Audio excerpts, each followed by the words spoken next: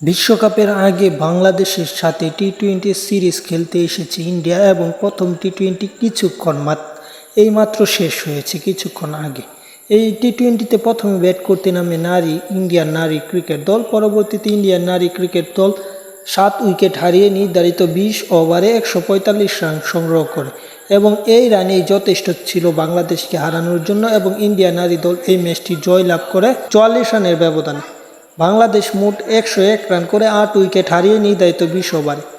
এই ম্যাচে বাংলাদেশের ব্যাটাররা তেমন ভালো না করলেও বোলিংরা মোটামুটি ভালো করেছে। ব্যাটাররা শুধু নেগার সুলতানা তিনি 51টি রান করতে পেরেছে, অন্য কেউ তেমন খেলতে পারেনি। বিদায় ম্যাচটি বাংলাদেশ নারী ক্রিকেট দল হারে এবং তার আগের সিরিজে যে হোম সিরিজটি খেলেছিল ভারতের বিপক্ষে বাংলাদেশ, সেটি জয় ছিল ও বাংলাদেশের এবারও চাইবে বাংলাদেশ ভারতকে না হারাতে পারলে হয়তো বা ভালো কিছু করার 2 থেকে 3টি ম্যাচ দুইটি ম্যাচ অন্তত জিতে সিরিজে টিকে থাকার পরবর্তী ম্যাচের আপডেট ওই চ্যানেলে পাবেন, তাই চ্যানেলটি সাবস্ক্রাইব করে রাখুন।